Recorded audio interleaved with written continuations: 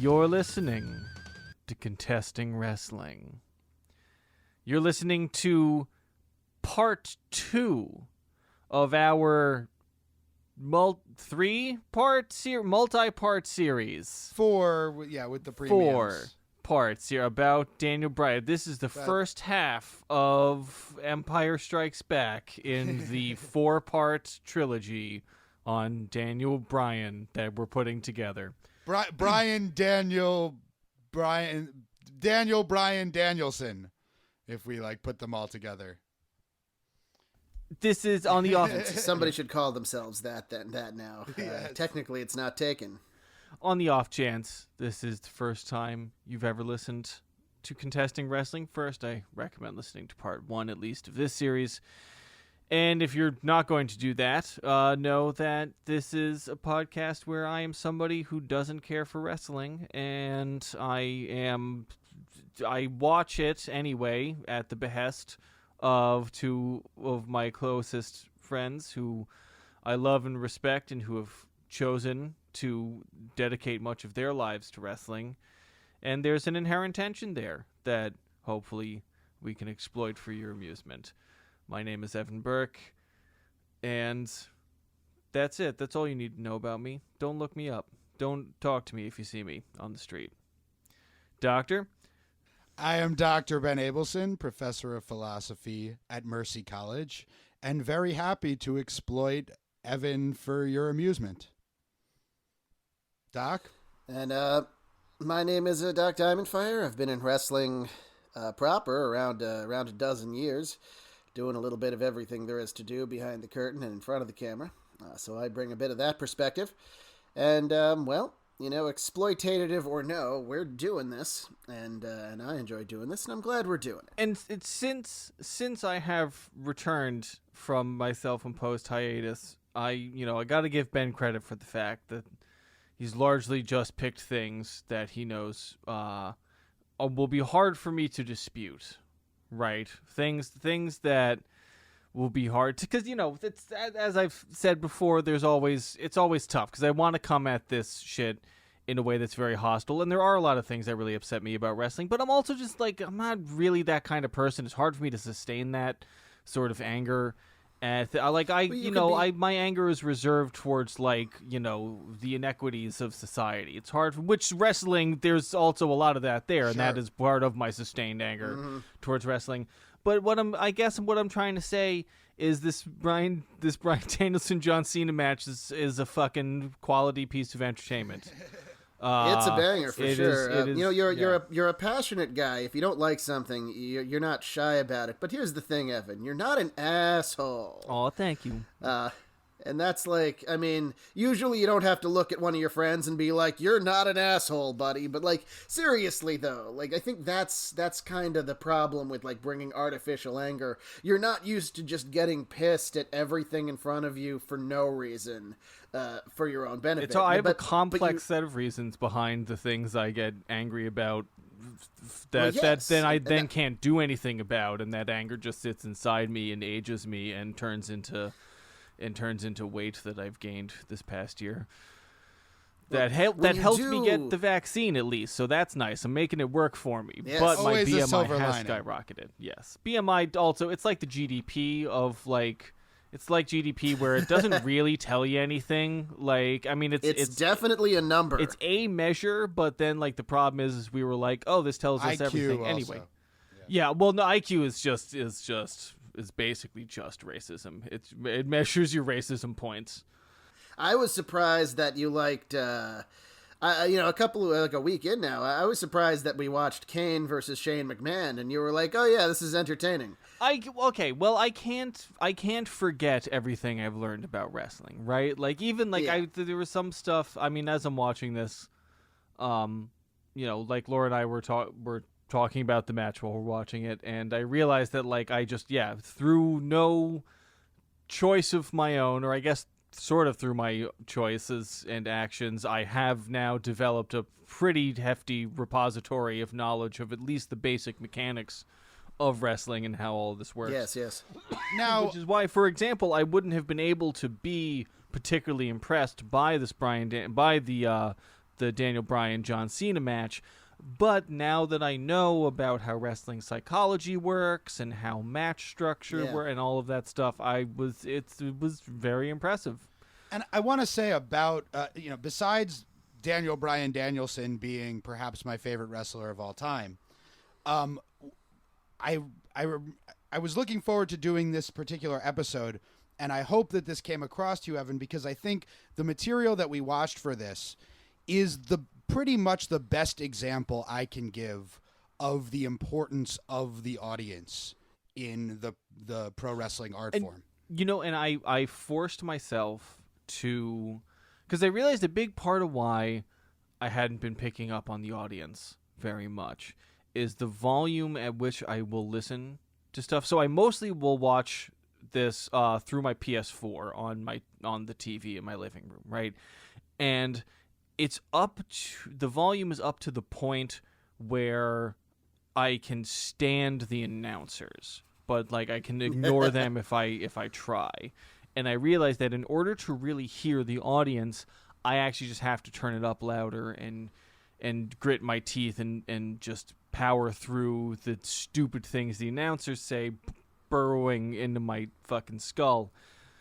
But that I really consciously tried to do that this time, and I therefore wound up noticing the audience a lot more than I had previously. Just pause before we go further, that we can cut this. You did watch the Occupy Raw segment after the Cena match, right? Yes, I did. Okay. Yeah, I did not watch the match with him and the Big Show. No. Okay. No, you were not supposed to. No, that's okay. Good. I did. That's not. a whole other that's the if we were actual stuff at WrestleMania 30 is an episode unto itself that we're probably never gonna do. Right. Okay, I was gonna say if we were gonna show you anything more, it would have been one or both of those WrestleMania 30 matches, and that was unnecessary. Yeah, no. But I did watch the Occupy the bit. Okay. The Occupy bit. All right. So yeah, that's awesome. And yeah, it really is an incredible dynamic there in the Staples Center between Cena and Bryan. I think so. I think they're in LA. That would be the Staples Center. So this episode is really about the evolution of the Daniel Bryan character in the WWE.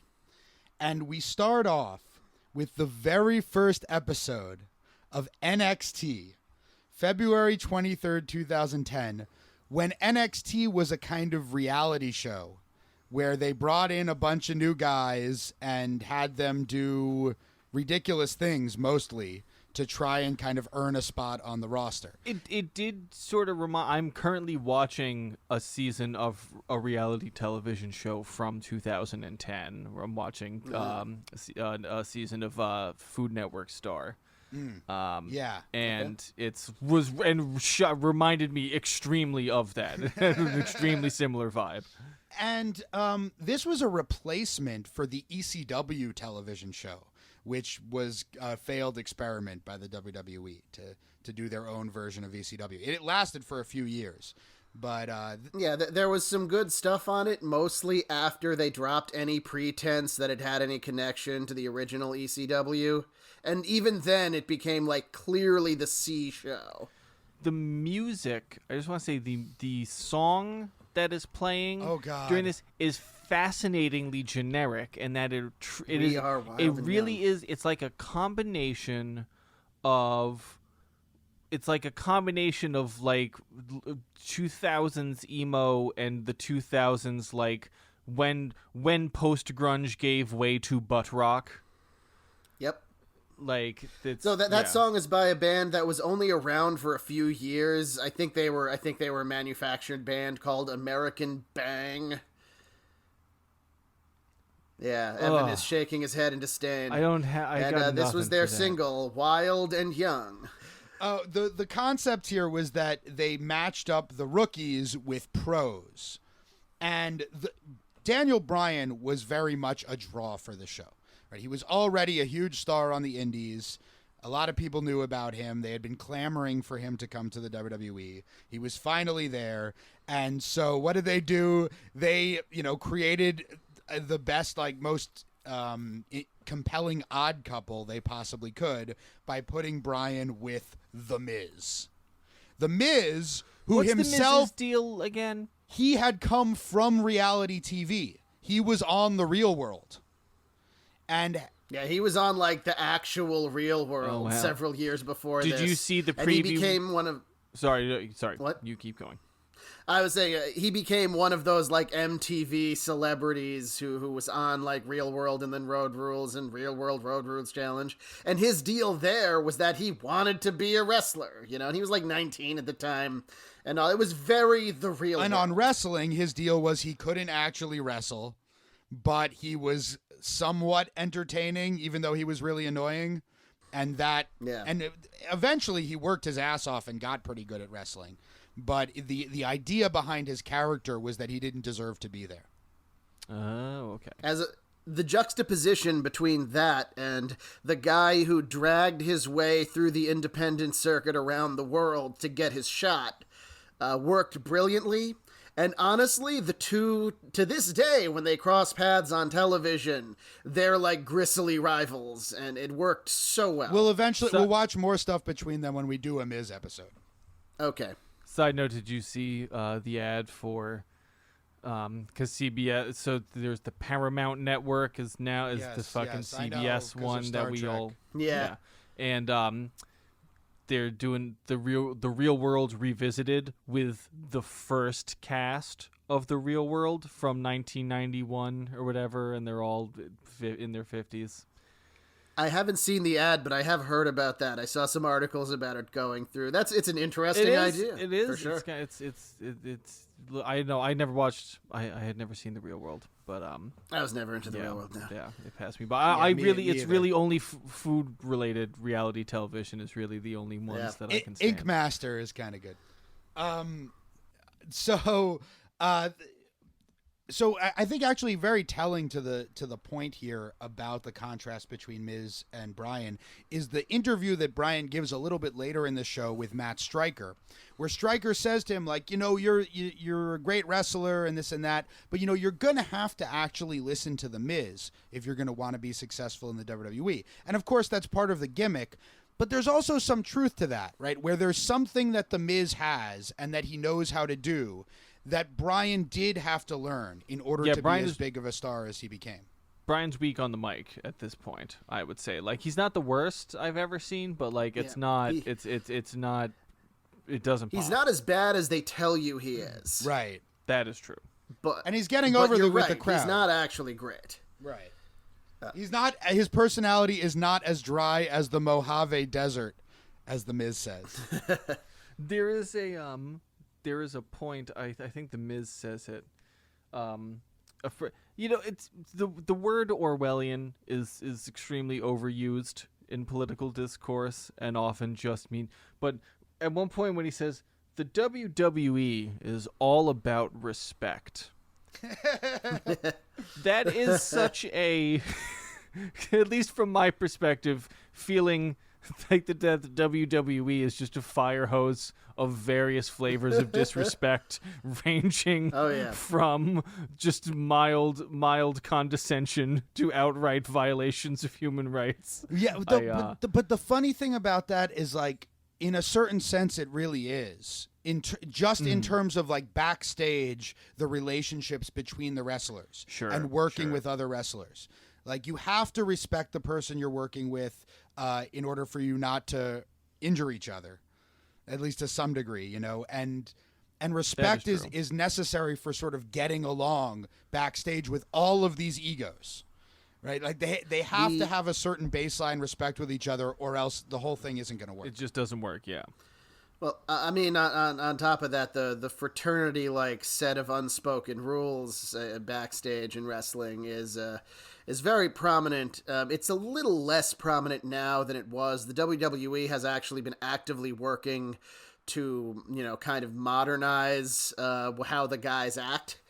Much to the chagrin of some of the older guys, and that's kind of natural. The Miz famously stepped on a lot of toes when he came in, not just because like he got to the big leagues without going through like much training, But apparently he just, the story is he didn't know how to act in the locker room. He didn't know some of the unwritten rules.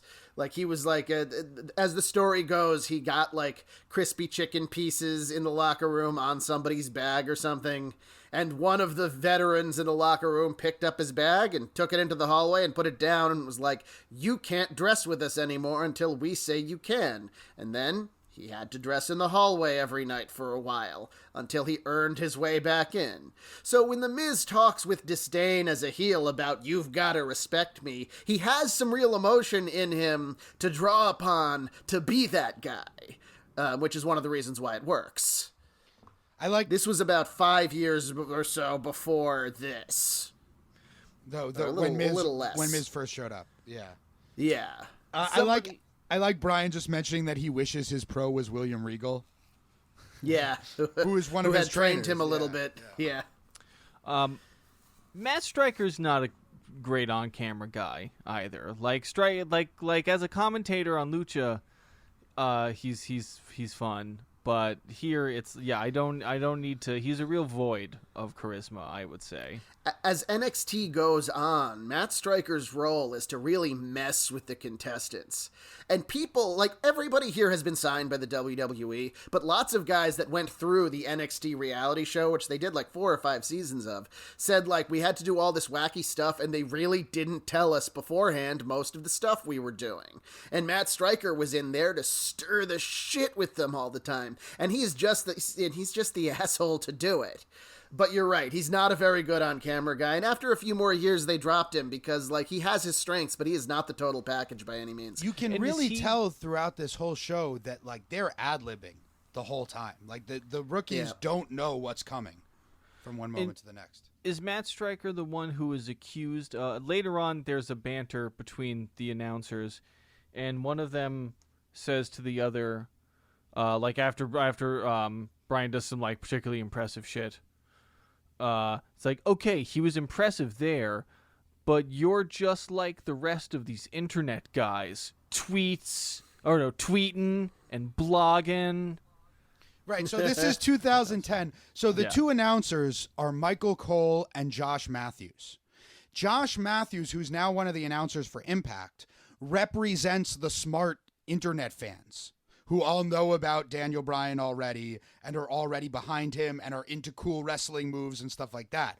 Michael Cole is who we watched die horribly in Surf's Up 2, right? Yes. Like, he was struck by lightning and then just nobody cared and people moved on, Yes. Cole represents Cole is just the fucking WWE true believer yes man. You know, he's nothing counts until you get here. Right. And he's Vince's mouthpiece. So he's the one denigrating everything Daniel Bryan has done before and saying that, you know, none of it matters now that he's here in the WWE. And he'll go on to just constantly insult Bryan, calling him a nerd. But it's funny because, like this point in the history of the internet and the relationship between the internet and pro wrestling where the fans are the internet fans, the internet wrestling community is still kind of a vocal minority that's starting to grow, but the WWE resisted catering to the internet fans as long as they possibly could. And much of the story we're telling in this episode is the story of them no longer being able to do that at a certain point. At some point, most media became internet fans. Or the fans of most media became internet fans. It was interesting to me because, you know, as the years went on and people started getting into television and the movies through the internet in a whole new way where they started debating showrunners and directors and, you know, not just people in film school and in acting, stuff that you never heard in the 80s or 90s or even 2000s. And I wasn't really into a lot of that stuff, but I heard like you, Evan, and you, Ben, and all of you talking about it. It was very much like the rise of the internet wrestling fan, except for the rest of media. And once that became the baseline for fandom, the WWE didn't really know what to do because they were spending so long resisting that because it was a niche. Now it's not a niche. Now if you watch a piece of media without knowing anything about how it's made, like that's the rarity. It's also around Things the time... have changed a lot. It's also around the time that what we used to refer to as internet dating became dating. Yes, Right, that's like true. the thing that we used to think of as this specialized thing. Like, all right, I mean, if you're really having a rough time, I guess you could try going on the fucking internet and meeting someone and doing that. And then that just became the way that like 70% of dating happens now. Yeah. So the match we're Yeah. talking about here, that the announcers that Cole and Matthews are calling, is they immediately thrust Daniel Bryan into a main event match against then World Heavyweight Champion Chris Jericho. Who looks a lot, though he's wearing the belt in such a way where it's easy to imagine that he's not wearing anything under the belt. Sure. Yeah, I think he's cool with That's that great. too. Yeah. he gets it. And his his rookie is Wade Barrett, who would eventually win that season of NXT. And they He's get known along as Stu well. Bennett now. We've talked to him before. We've talked about him before. You know, he's an announcer with the British voice. Doc, Yeah, it was very funny that that Jericho is like, introduce me, and then Barrett starts going on this long, eloquent thing about himself, and Jericho's like, I just said introduce me. It's like, I'm pretty sure all your that was way. ad-lib too, Yeah. right? Like, yeah. yeah. Oh, yeah. It felt that way. I think the only person who didn't have to ad-lib on the whole show, not that we didn't watch the whole episode, we watched the Daniel Bryan stuff, I think the only one not ad-libbing was Daniel Bryan. Possibly. In yeah. hindsight, I think the whole angle was with him, and all the rest of the rookies Right. were the rookies. Right, because the whole story with Daniel Bryan, as we'll get into more and more as we go along, is that they're presenting him as if they're never going to give him his due because he's a indie guy. And that's the whole story. They knew what they had with Daniel Bryan from the very they've been- beginning. That's why they made they've him been the watching focus him. of the show. They'd been watching him since he started training under Shawn Michaels. They knew exactly who he was. I need to bring something up about Chris Jericho. Yeah. So, I was thinking about how like when we talk about the wrestlers who have a more like serious and somber like when Chris Benoit comes up, stuff like that. We try to be appropriately respectful about the tragedy and all of the bad stuff that happens. And so now there's like a real the estimates of the COVID cases that came out of the Sturgis motorcycle rally last year are about a Yeah. 250,000 cases, 250,000. It's a lot of cases. And I was just really wondering, like, how much could you argue that Chris Jericho is responsible for more death and suffering than many of the WWE actual murderers combined? I don't know. It's a good question. If you ask wrestling fans that are up to this, it's all of them. But of all of the musical acts that play at a place like Sturgis, Fozzy was probably, I don't know, the last one on the bill. Like, Smash Mouth was headlining, I think. Oh yeah. Oh no. Don't get me wrong. Yeah. Smash Mouth Smash Mouth should be tried at the International Criminal Court in The Hague. Right. Like, let's not That was mince before words all of about this. that. Yeah. But yeah, no, Jericho is a gigantic ignoramus about everything except maybe 3 subjects that he knows everything about. Yeah. I think he's fucking an idiot about music, honestly. But that's just my perspective. Well, that's the thing. He doesn't know music. He knows very specifically heavy metal. Right.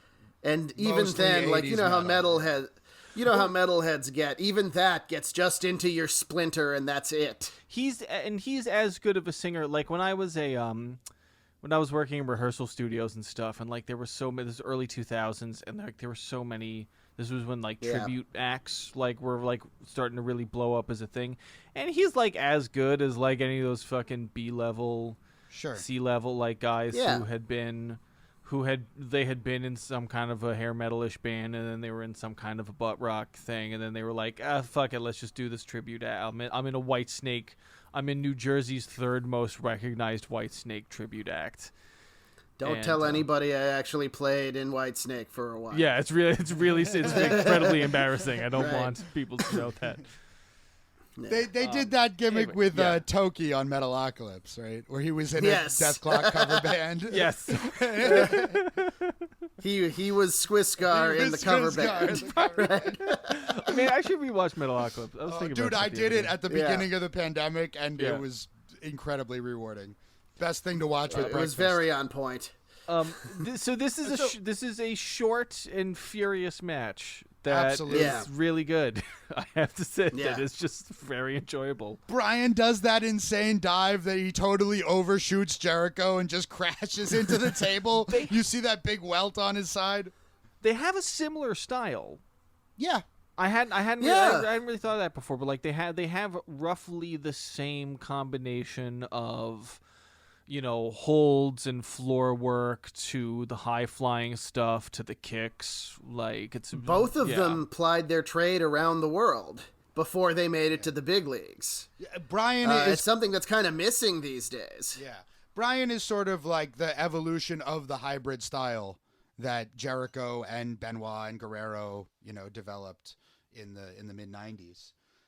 No, yeah, and they're able to do this cool shit like, you know, Jericho putting him in the walls of Jericho and Brian reversing it into a cool heel hook, you know, and then Jericho wins the match by bringing back the Lion Tamer, doing the like really deep version of the walls with his knee in Brian's back, and Brian is flexible enough to take that.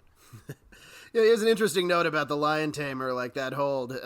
So when Jericho was early in his career and when he was in WCW, you know, he would use that hold as a finisher, and he'd, you know, bend the luchadors back that he'd be wrestling and put his knee in the back of their head.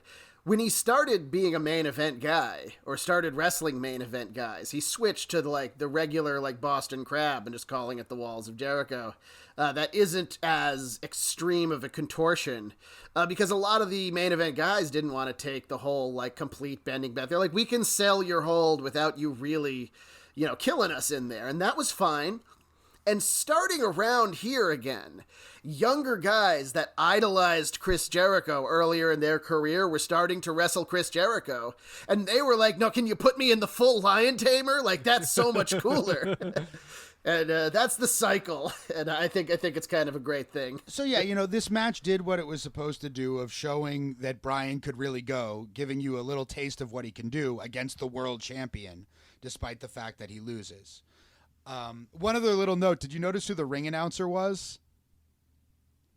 I did not. That was Savannah, Angela Fong, who ended up becoming the Black Lotus in Lucha Underground. Oh, Oh, there you okay. go. Interesting. So yeah, The Miz jumps him afterwards, and yeah, that feud with The Miz continues to this day, basically. And yeah, Essentially, yes. there's some really cool moments later on that we'll cover when we talk about The Miz. I'm already putting together The Miz episode in my head.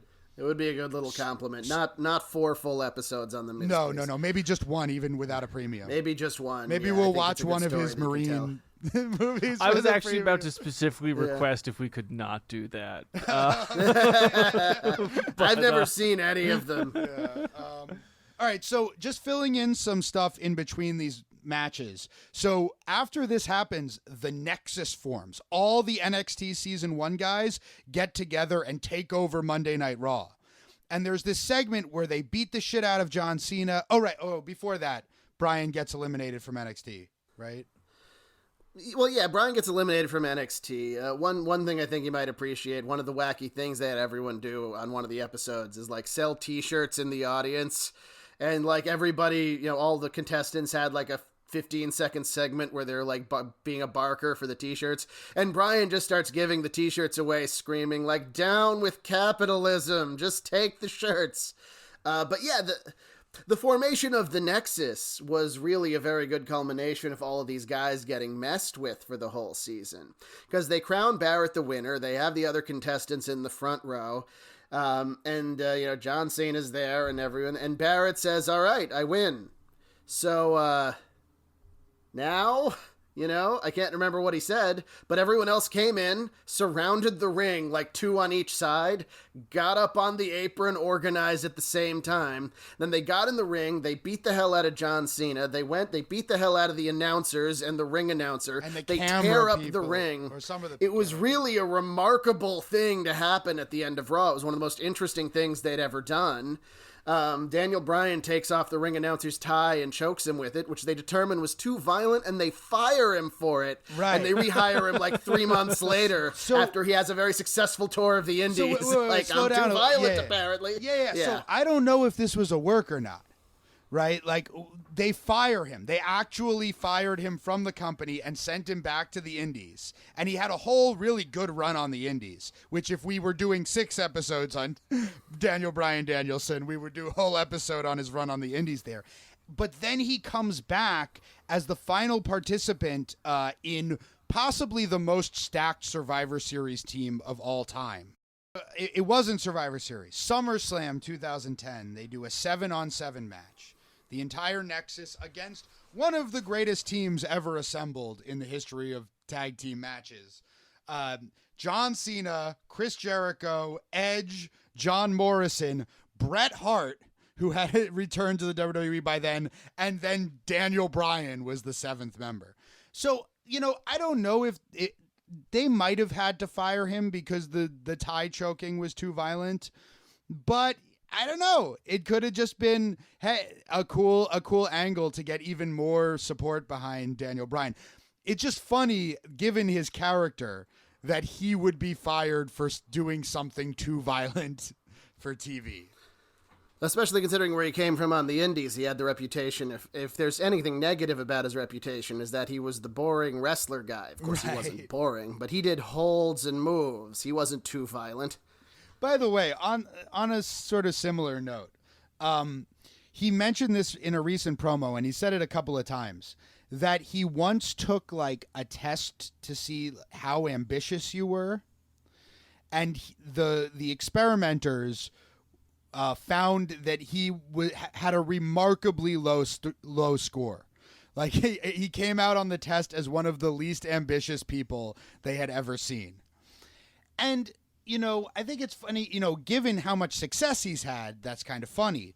But I think probably what it is that the test was testing for, how much you care about, fame and prestige and like honors and awards and things like that. And he doesn't seem like an ambitious person in that way, but he does want to do a really good job. Well, and I was going to say he wants to do a really good job, and he knows that his wrestling character has to be someone who wants to win and wants to be the champion. And he's found a really cool balance between those two things. So the crowd can get into him because he wants to win, and he's so successful because he just wants to do a really good job and isn't a prima donna about his place in the company and things like that.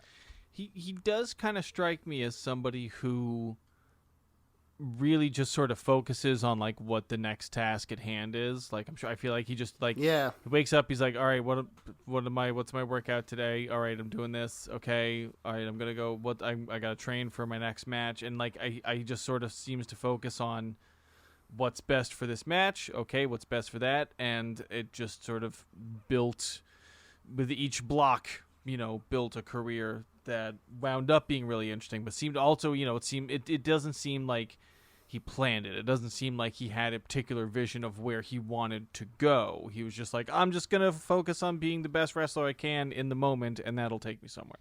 And that includes developing his character and becoming entertaining and like doing all these things, that you wouldn't think of as just doing a good job. Like you think it has to be this, X factor that you're born with or this or that. But I don't know. I think in his case, he just worked really hard on being an interesting character and cared about his connection with the fans so much that he was able to make it work.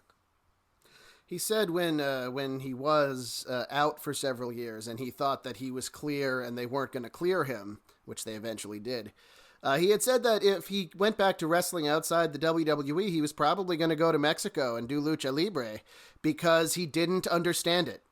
and he wanted to learn about it. He understood the American style and the European style and the Japanese style and all that, but he just couldn't wrap his head around lucha libre. So he figured if he was gonna do something different, he'd go figure that out too. So yeah.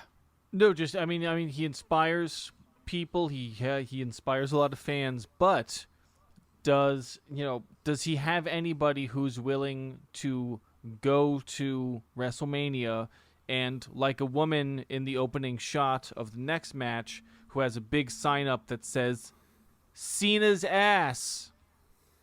Does Daniel Bryan have that? Does he have anybody who's going to do that for him? Not specifically. Maybe I not think. specifically. They're not going to have a sign that says Cena's ass for Daniel Bryan. No. No, well, okay, obviously that. I know know what what you mean. mean. I know what you mean. So he comes back. He, and then he wins the title. He wins the Money in the Bank briefcase. Cashes it in during a match between the Big Show and Mark Henry, in order to win the world title. Not the WWE title, but the other world title that they have, the World Heavyweight title, or that they had then. And while he's champion, he turns heel. He starts getting like really paranoid and like really annoyed at the audience. And by the really arrogant. Really arrogant. And he's dating AJ Lee. And, people don't like that because they like AJ Lee, and he's sort of domineering towards her. And so this leads to the match at WrestleMania 28. Sheamus has won the Royal Rumble. Bryan has started doing the yes thing already, but it's just his thing. But it's already starting to catch on with the crowd. You see a bunch of yes signs out there, even though he's the heel. He comes to the ring with AJ, who's just beaming with pride at her boyfriend, right? She seemingly loves Daniel. She, sits on the rope and opens the rope for him while he gets into the ring.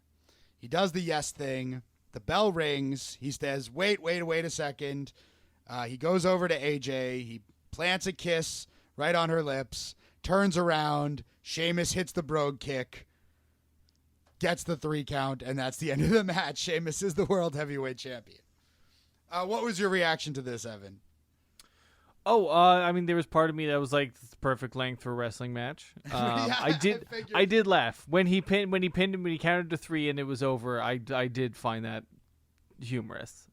So the crazy thing about this match is it possibly did more for Daniel Bryan's character and more for his connection with the fans than anything else that ever happened with him in the WWE. Because the next night on Raw, which was the crowd that was composed of people who were there for WrestleMania, because it was in the same town, but just a smaller arena. So it's the people hardcore enough to stay on Monday, the next day after WrestleMania, to go to another show. And these Raws after Mania became famous for the hardcore crowd, beginning with this Raw after Mania. Now, you'll notice when Sheamus wins the title, right, there's a big because it's very surprising. And then they show the faces in the audience, and people aren't exactly thrilled. They're kind of like, okay, because Babe Sheamus was the good guy. But a lot of people wanted to see the Daniel Bryan match at WrestleMania. This guy who they had been following, and a lot of people fly in for WrestleMania. It's a more serious wrestling fan, event. All over the world come in, and then they didn't even even if Bryan lost, they didn't even get to see his match. He lost in 10 seconds. So Great the thing. next, They were not happy. That's what love gets you. right. So the next night on Raw, they're doing the yes chant all night long. No matter what's in the ring, no matter who's out there, they just fucking the crowd hijacked the show with yes chants to, express their anger at what had happened the night before at WrestleMania. And that was the beginning of Daniel Bryan's rise to the top of the WWE. Now, did WWE know that this would be the reaction to doing this match and having it be so short? I don't know. But it was perfect. They couldn't have done more. I doubt for they Bryan. knew the severity of it. Yeah. I think that they might have wanted to plant some seeds of a babyface turn with it and everything. But I don't think they thought the fans would be so pissed they'd hijack the show the next night. And once the fans hijacked the show, they learned that they could hijack the show. And Right. that was a gigantic turning point in WWE fandom entirely. And so there's a Raw there's a changed. There's a direct line from that Raw to the Occupy Raw that we'll get to in a little while. Right, this was the beginning of the crowd going into business for themselves. So, you know, Bryan, he does the heel thing for a while longer. He has this great tag team with Kane, Team Hell No, which we will cover in the premium episode. And over the course of that, he starts turning face again. And just having awesome matches. And the crowd is way behind him. And this leads to SummerSlam 2013, where John Cena had handpicked Daniel Bryan to be his opponent for SummerSlam. Because he knew the crowd loved Daniel Bryan. He knew Daniel Bryan was possibly the best damn wrestler in the company. And he wanted that challenge for SummerSlam. A very John Cena thing to do. Now- He's a good guy, sometimes even to his detriment. 10 years after the Cena-Bryan match we watched from Velocity on the last premium episode. Right. So, but at the same time, they're building this storyline where the Authority, which, as I say, has been the story since the beginning of the Daniel Bryan character, where the Authority of Vince McMahon and Triple H and Stephanie McMahon don't want Daniel Bryan to be the star of the show. They don't. At this see point, him it's as the- mostly Triple H and Stephanie. Well, Vince They had really come into their own. Well, it's not Triple H and Stephanie yet. At this point, it's Vince. Okay. And Vince wants Brad Maddox to be the referee because Brad Maddox is someone Right, he can right, right. control. And Vince, he calls Bryan a dwarf, and they say like he's the missing link. They try to give him a makeover. They put him in a suit.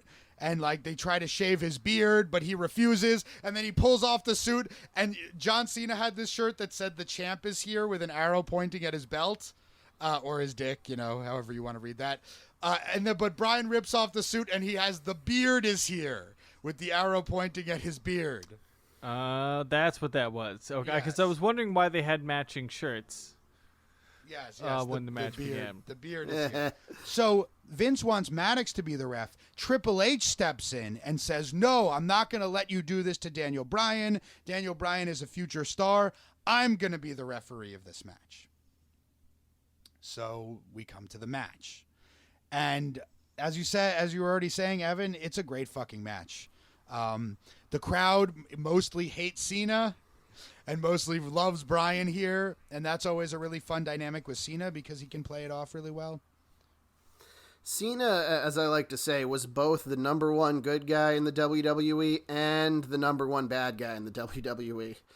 And he had to play whichever role was appropriate in whatever match he was having, depending on who his opponent was.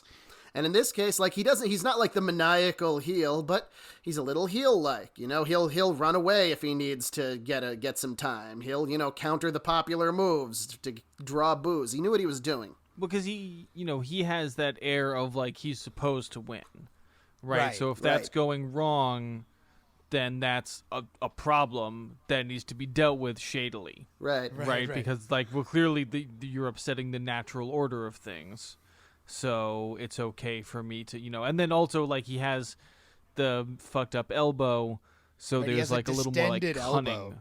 yeah. Did you notice? So normally, someone's theme music will play, the crowd will cheer for them while they're in the ring. After the theme music ends, the crowd will cheer for a little while longer, maybe chant the person's name. Then when the heels music hits, they'll start booing. Not with John Cena. As soon as Daniel Bryan's music finishes and the crowd realizes that Cena's about to be next, they start booing. That's how much he was hated. And so, we get this incredible dynamic of the chosen favorite of the WWE, the most marketable guy who's there for all the kids, who sells all the merchandise, who's got a fucking crew cut and, is jacked to the gills and, looks like fucking Marky Mark on even more steroids or whatever. against the favorite of the internet fans, the smart fans, the nerds, the geeks, the outsiders and whatnot. The wrestling fans. The wrestling fans, exactly. And they play it incredibly well here. And it's just a fucking great match. And it's not only does it have just a really nice flow to it, a lot of peaks and valleys, but they really have, a big problem that I have a lot of the times with wrestling is that I just don't find the act of wrestling itself very emotive. And I feel like the fact that there's a really wide dynamic range in this match, like a lot of different kinds of stuff happened. They both kind of left their comfort zones a bit. Like they both really stretched the whole sequence where Bryan is like wrapped around Cena, like putting him in like a sleeper in hold his own hold, the STF. Yeah. It's very good. They both sold it very well. Did you just notice, countering and countering. Did you notice a really small detail there? So Bryan's got Cena in the headlock, right? And the crowd is going back and forth chanting, "Let's go Cena, Cena sucks." More Cena sucks than "Let's go Cena." But whenever they're saying Cena sucks, Cena like pops his head down trying to get out of the hold. Oh no, whenever they say "Let's go Cena," he pushes his head down trying to get in the hold. Whenever they say Cena sucks, he pulls his head back up so he's back completely in the hold. And he does it in rhythm with the crowd. Actually, I missed that. That's fucking brilliant. Thing, but it's very good. He does a lot of really cool counters. Like he does some cool technical wrestling, as you're saying, Evan. He stretches himself a little bit here. By this point, the crowd is saying yes with every single strike Daniel Bryan does, and that's not just because of a gimmick. That's because, as you say, Evan, every fucking strike that Bryan throws, he puts all of his fucking love and passion for wrestling into. Like every fucking thing he does, and the crowd feels that, and they respond in kind. And just the man, like Cena just really, he's really good at he loses so infrequently, but when he does lose, he really is good at making it seem like the other guy is a true fucking champion. Like he puts people over in a way that you can't help but respect, and the whole theater of the handshake after the end of the match. Wait, I was is really, is really the taken by it. handshake what you thought was the aftermath of the match?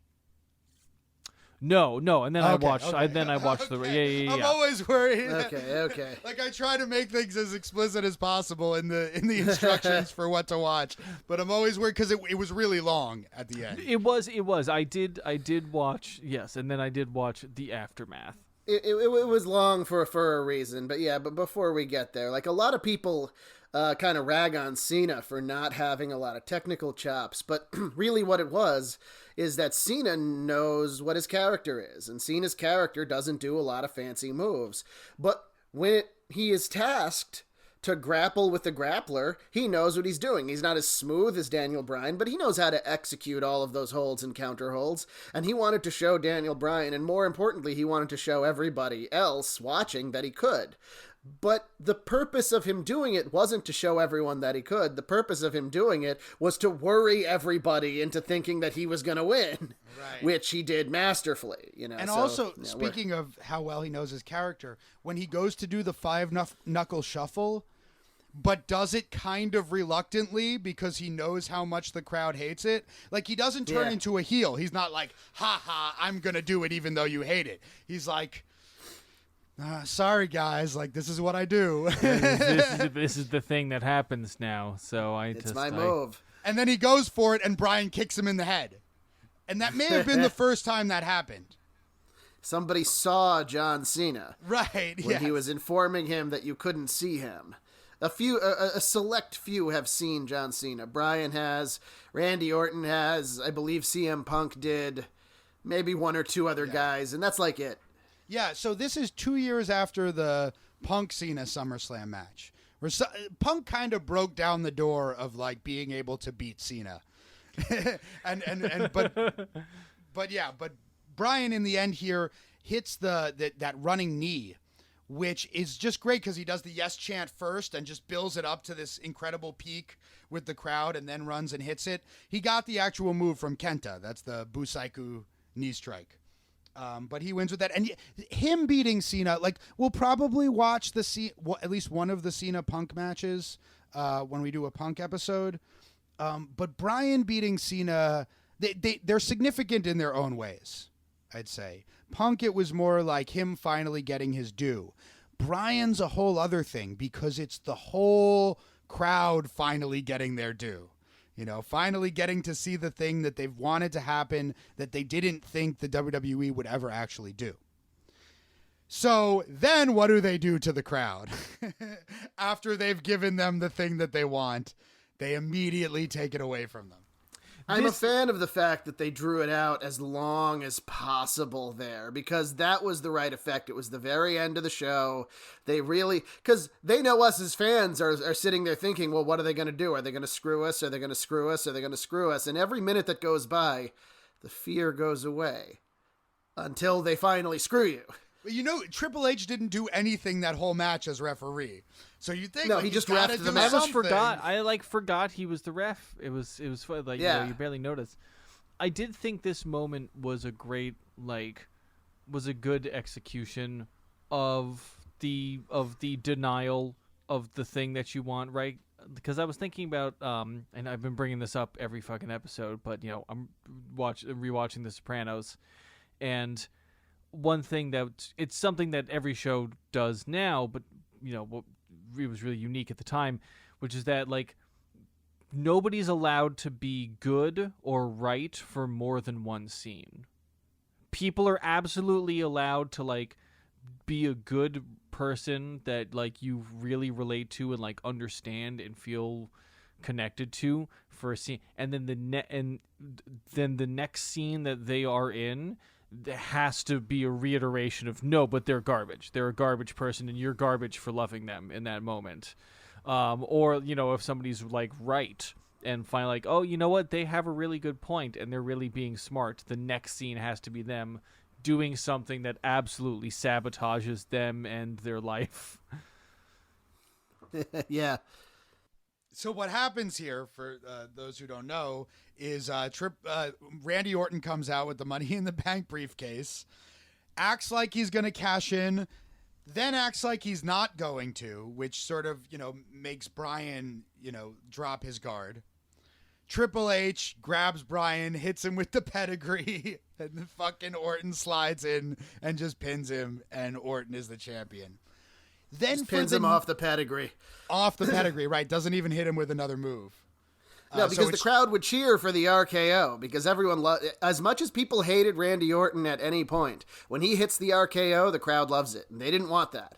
This was pure hatred. Yeah, even with this, some of the crowd was cheering for it just because they were excited that something surprising happened.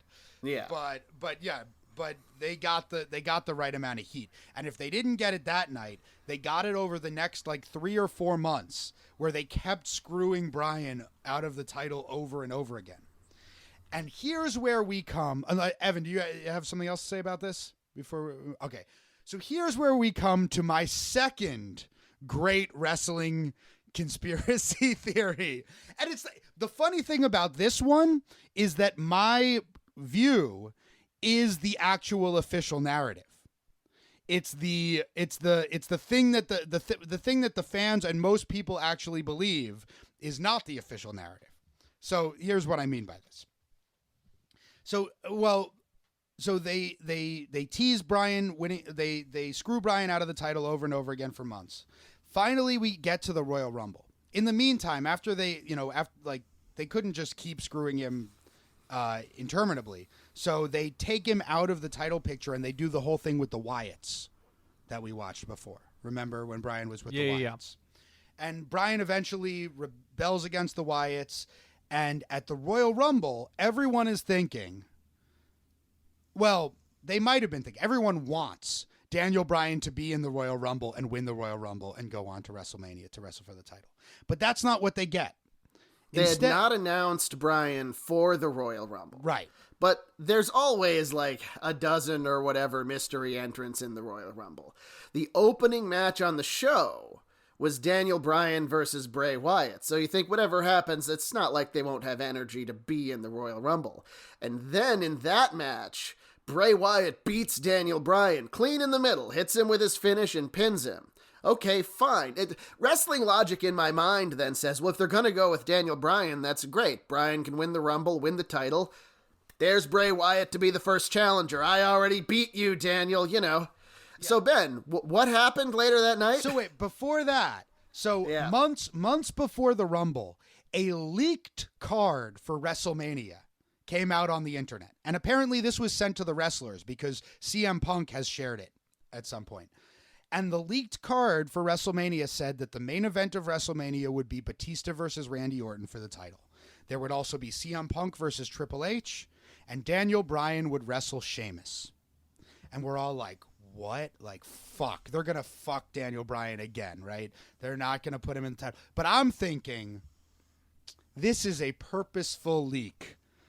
This is a red herring right from the beginning. I always believed you did that Daniel Bryan would be wrestling for the world title at WrestleMania 30.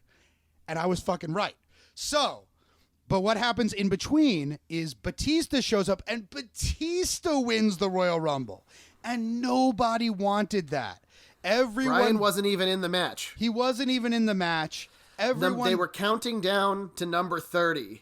And everyone is chanting, yes, yes, yes. Like, Bryan's going to come in at number 30. This is going to be it. And then Rey Mysterio comes out. And for the first time in his entire career, the entire crowd starts shitting on Rey Mysterio. No. Like, booing him out of the building. Like, it's not they his did not fault. want Rey Mysterio. Yeah.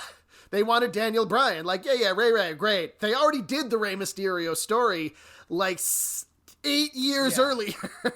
And, like, I don't know if they thought that Ray would get that reaction or that would be the particular reaction, but I can't imagine, given that the entire previous year they had spent getting people to want Daniel Bryan to be the champion, that they didn't realize that the crowd would be very upset about Daniel Bryan not getting the title shot at WrestleMania.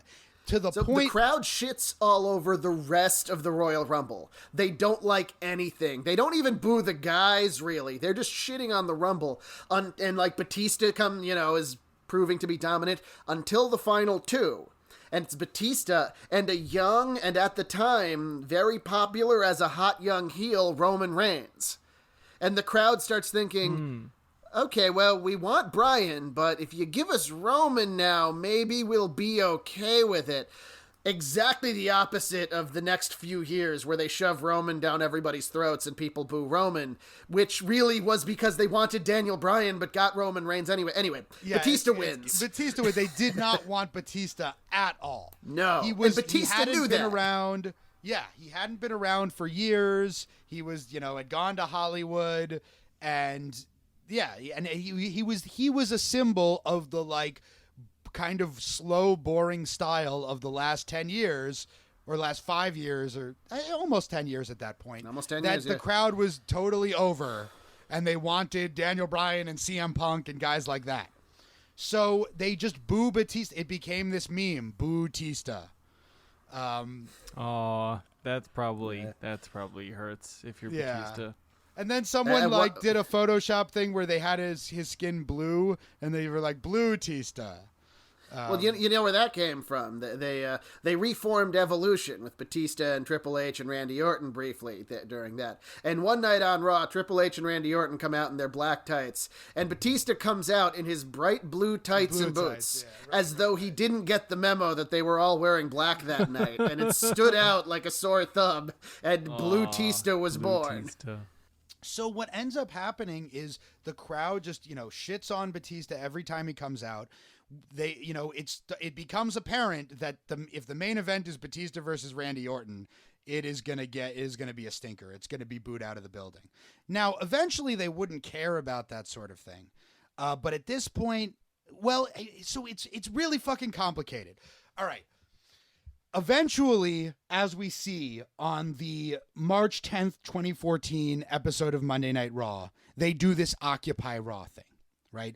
Daniel Bryan gets in the ring, fills the ring with actual fans, and the entire arena is demanding that Daniel Bryan get first a match with Triple H at WrestleMania, and then if he wins that, the title match. And we'll talk about the mechanics of the segment in a moment.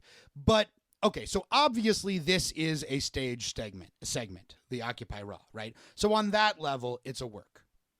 On another level, if the crowd had not gotten behind Daniel Bryan the way they did, this would have never happened, right? So it did have some semblance of reality to it in that way.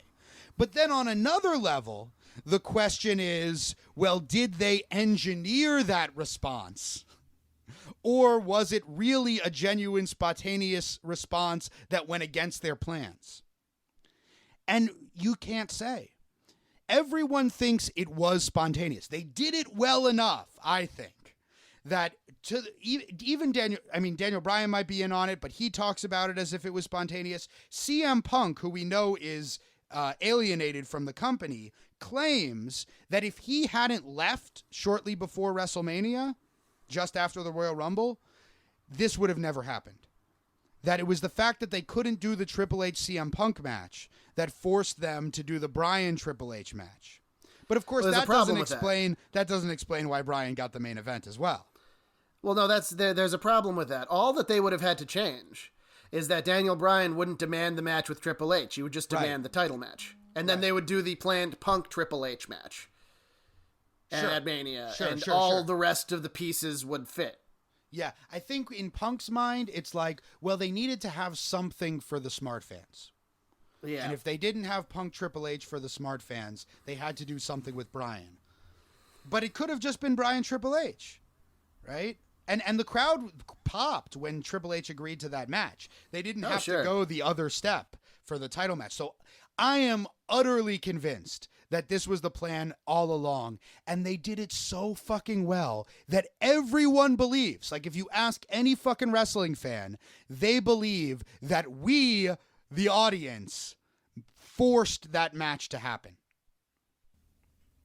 Okay, all right, I see what you mean, and I'm tempted to agree with you that it probably was not like. You know what? I don't know. I guess I don't really know enough about wrestling to comment on it. It's hard to judge without having seen the whole build up week to week. It does seem like it is. I mean, I guess this is the whole art of booking wrestling. It does seem like it would be hard to game out an audience's reaction that far in advance. Well, you see how the audience is going, and if they're not going with you, you change course. Right, so they can always say that it was a plan, or like they're good enough at changing course that they can make it look like it was the plan. Right. And Triple H even cuts a promo after Occupy Raw where he like winks at the crowd. He's like, it's almost as if this was supposed to happen all along. And it's like, is that him covering for them, or is he actually being truthful in that moment? Yeah, at the same time, on another level, this was the crowd demanding something that WWE maybe didn't want to give them at some point. Though I really do think that this is what they kind of wanted out of the Bryan character the whole time. I don't know, but it did, one way or another, it did change the relationship between the WWE and their audience forever. Because the internet won. However, whether the WWE wanted it to happen or not, at this point, the internet won, and that allowed for the women's revolution. That allowed for the Black Renaissance that's happening now, for all of the various changes that have happened to the WWE product. Welcome changes, as far as I'm concerned, that have happened since then. That's why I wouldn't have read so much into that. It is really a remarkable segment, and phenomenon in general. Because to me it felt like a bit of like just Vince exercising his, like, trying to like be semi-relevant, like having a bit about a thing that was sort of on people's minds still a few years later, but then also exposing his own fears and feelings. Because they have a bit more. They have the sense of entitlement that people who hate protesters think protesters have. Yeah. Like the way that they're framing, like, we're doing this until we get what we want. And I'm like, that's like when you hear your uncle complaining about it, that's how he will frame it. Right. Sort of like, But at oh, the like same- These whiny kids Yeah. should get jobs. yeah. At the same time, it represents a real sort of power of the people that, you know, can be inspiring. Oh yeah. Right? And I mean, can, hey man, direct action gets the goods. Look, the cities. There's a direct correlation between which cities experienced the most prolonged protests from the summer of 2020 onwards, and which ones enacted the most reforms.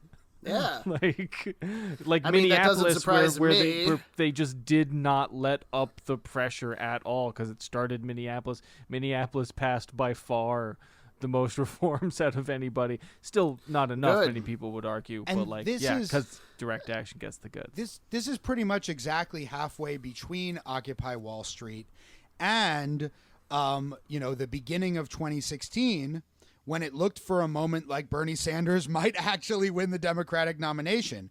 And there's this sort of wave of optimism about social progress, which was real, and until 2016 things were going pretty well in a lot of ways.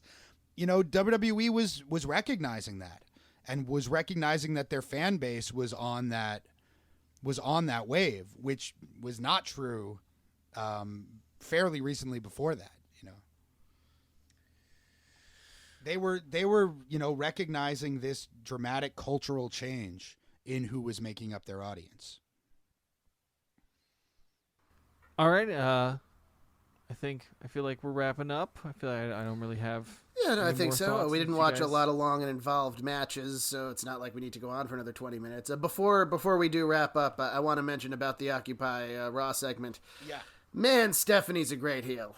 She knows how She to is. be like the loathsome, because Vince, Oh, yeah. because she's just pure like screaming evil. Vince always had like, he either had the threat of Austin beating the shit out of him over him, or like some other agenda that he's going for. But Stephanie can just go right tearing into people, and like she did it way too much. It got very annoying after a few years straight of her doing it. But she's just dynamite at it. And after not seeing her do it for a while, it was really cool to watch. Well, And 'cause she's got her own incredible sense of entitlement, right? Like, this all Right. belongs to me. Well, yeah, that's You the thing. is, belong like, to me. There is a level of entitlement that she has that Vince could never have, right? Because Vince Right. like actually did have to struggle at a certain point in his life. Yeah, whereas Vince grew up with his yeah. mother in a trailer park, and he didn't even meet his dad until he was 12.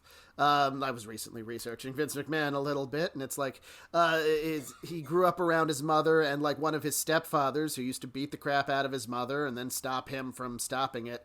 And he said in an interview with Playboy in 2001, "It's a shame that man died before I had a chance to kill him myself. I think I would have enjoyed doing that." Stephanie never had any of those problems. No, Stephanie was No. born in it's like royalty. Like Stephanie was just born into a world that is Right. for her. And I Exactly. love the real power dynamic here that's presented, where they're like, oh, this belongs to us, and Brian's like, no, this belongs to all of us. And of course, it belongs to the McMahons, but the way they play it out, where Brian's like, well, I'm just going to take the whole crowd outside and we're going to do their own show.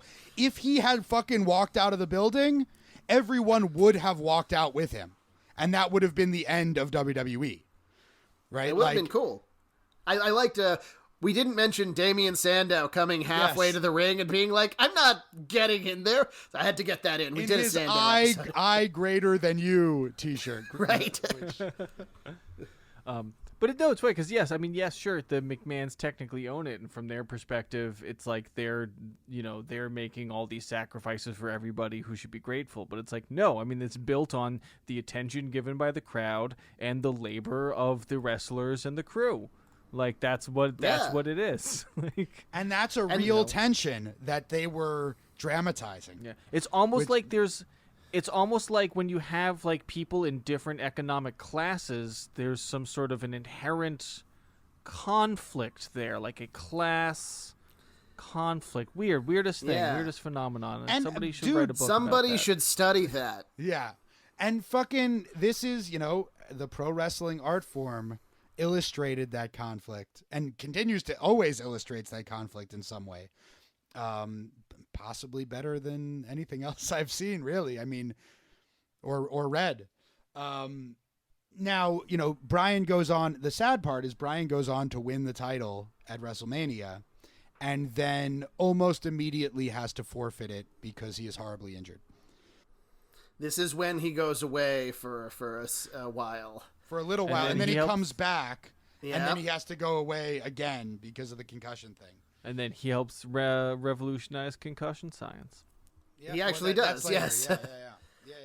But actually, the really conspiratorial part of me is like, well, shortly before WrestleMania, they do that same segment where Triple H is like, maybe this was supposed to happen.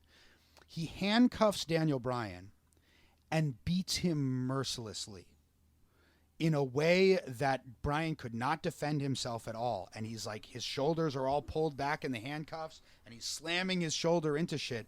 And that was like a shoulder and neck injury that Bryan had that he had to drop the title with. And The same one that we saw in the Kenta match. It never properly healed. Yeah. But part of me felt at the time, and now maybe not so much, that like WWE really didn't want Daniel Bryan to be the face of the company.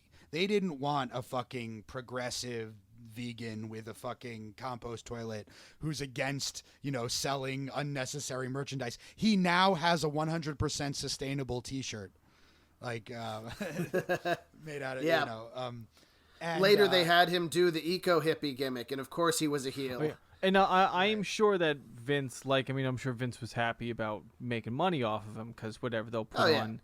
That's why whatever, huge media conglomerates will make shows like Mr. Robot or whatever because they don't care. Like they're just making money off of it. Fox had The Simpsons and would let The Simpsons talk shit about Fox, because it got ratings.